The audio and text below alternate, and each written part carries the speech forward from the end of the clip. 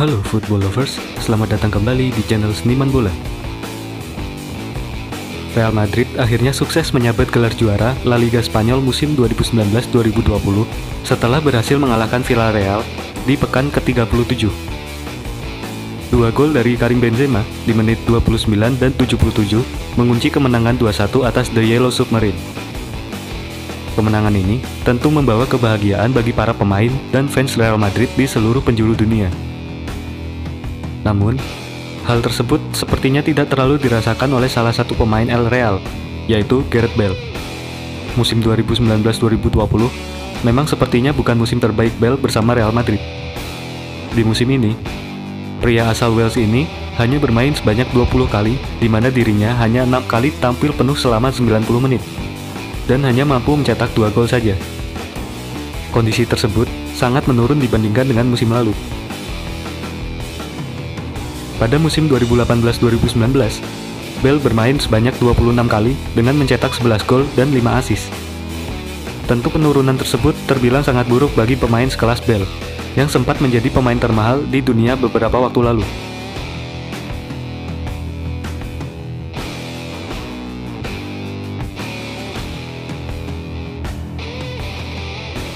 Kedatangan kembali Zinedine Zidane sebagai pelatih Real Madrid mungkin menjadi salah satu faktor utamanya.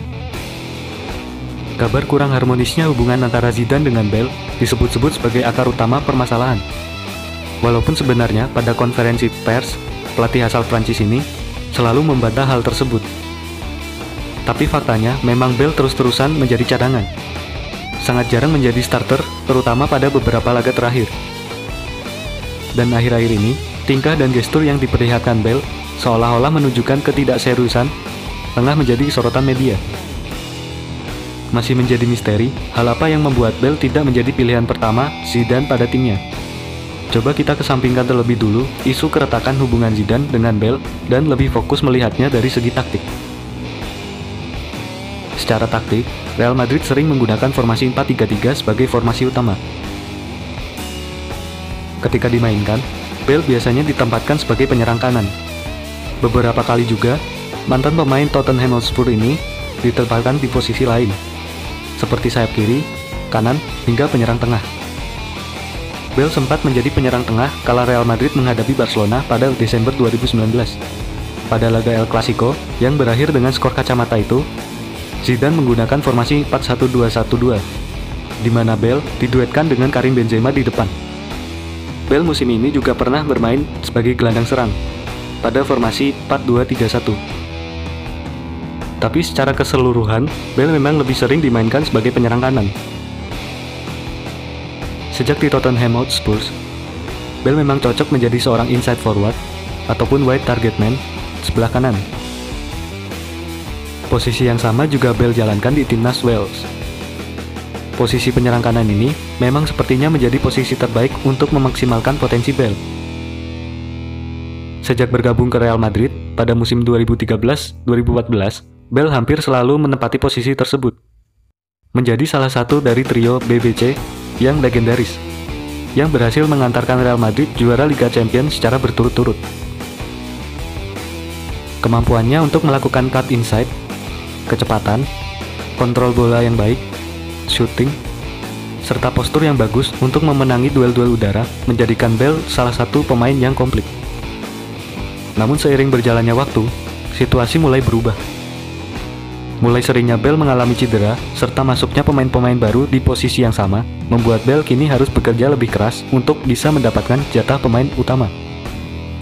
Pada posisi penyerang kanan, Zidane memang memiliki cukup banyak pilihan. Selain Bale, pemain lain yang dapat bermain di posisi itu yaitu Rodrigo, Asensio, James Rodriguez, Lucas Vazquez, hingga Isco. Pada beberapa pertandingan terakhir, Zizou lebih sering mempercayakan posisi tersebut pada Rodrigo ataupun Isco. Secara taktis, sepertinya ada beberapa alasan yang membuat mereka lebih mendapatkan tempat ketimbang Bale.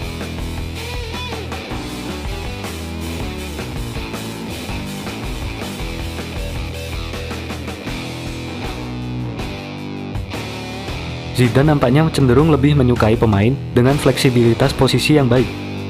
Di atas kertas, seringkali Real Madrid bermain dengan formasi 4-3-3.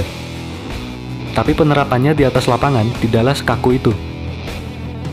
Untuk memperkaya variasi serangan, Zidane sering menginstruksikan dua wing forward untuk bertukar posisi. Hal tersebut dilakukan sebagai pengecoh dan mempersulit lawan yang menerapkan man marking. Rodrygo, Isco, ataupun Asensio yang dapat bermain sebagai attacking midfielder maupun winger memiliki kapabilitas tersebut. Fleksibilitas pergerakan yang mereka miliki membuat kombinasi permainan menjadi lebih cair dan lebih sulit untuk ditebak. Fleksibilitas posisi ini juga menguntungkan ketika Real Madrid melakukan perubahan formasi di tengah-tengah pertandingan. Isco atau Valverde yang kerap dipasang sebagai right wing forward ketika menyerang seringkali bergerak lebih ke tengah, layaknya seorang attacking midfielder, untuk melakukan kombinasi 1-2 sentuhan. Pada contoh ini misalnya, Isco berada di tengah, walaupun secara formasi, Isco bermain sebagai penyerang sayap kanan untuk jadi link ke striker, sekaligus memberi ruang fullback untuk maju ke depan. Formasi 4-2-3-1 juga dapat terbentuk, dengan Luka Modric lebih maju menjadi attacking midfielder center dan dua wing forward menjadi attacking winger. Pada situasi tertentu, formasi 4-3-2-1 terkadang bisa diterapkan untuk lebih menekan lewat zona tengah. Ketika berada pada fase bertahan, formasi 4-3-3 dapat berubah menjadi 4-4-2 atau 4-1-4-1, dengan dua wing forward mundur sejajar dengan midfielder.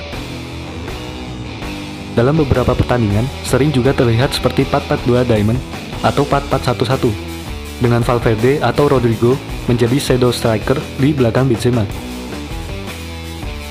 Dengan perubahan pola yang begitu cair tersebut, harus diakui memang pemain-pemain seperti Rodrygo, Isco, atau bahkan James Rodriguez terasa lebih cocok untuk dijadikan pilihan ketimbang Bale.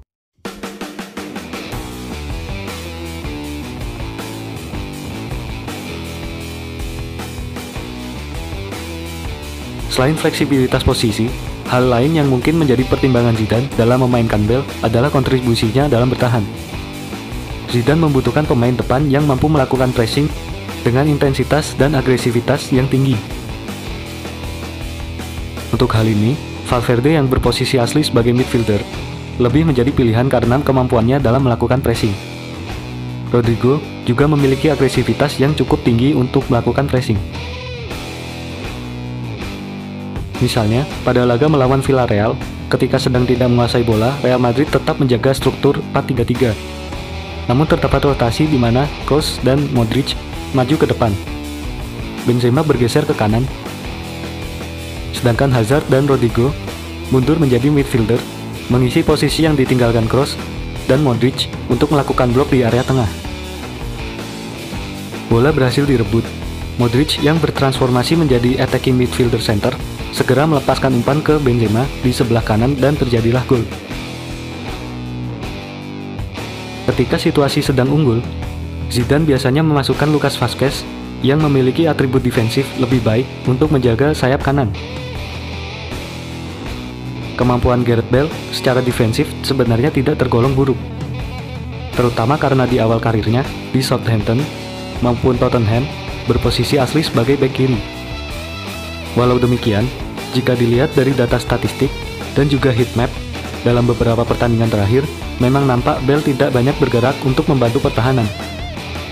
Setidaknya, jika dibandingkan dengan Rodrygo atau Isco, area yang di-cover oleh Bale relatif lebih sedikit dibanding Rodrygo, Asensio, ataupun Isco. Entah itu karena memang Zidane menginstruksikan Bale untuk fokus menyerang, atau memang Bale yang kurang mengikuti instruksi yang diberikan padanya. Kemungkinan besar, memang Bale cenderung lebih dibutuhkan ketika Real Madrid sedang dalam kondisi tertinggal atau harus mencetak gol.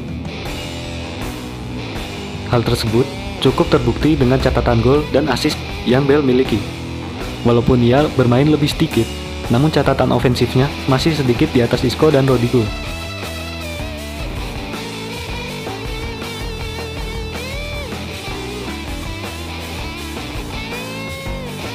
Dari sisi kualitas, sebenarnya Bale masih sangat bisa diandalkan. Tapi permasalahan pribadi dengan sang manajer, serta strategi bermain yang nampak kurang cocok dengan tipe permainannya, membuat sinar Bale meredup musim ini. Mungkin pindah klub bisa jadi keputusan terbaik untuk menyelamatkan karirnya. kembali bermain di Premier League, atau mencoba tantangan baru di Serie A, seperti yang dilakukan Cristiano Ronaldo, bisa jadi opsi bagus untuk mendapatkan performa terbaiknya lagi.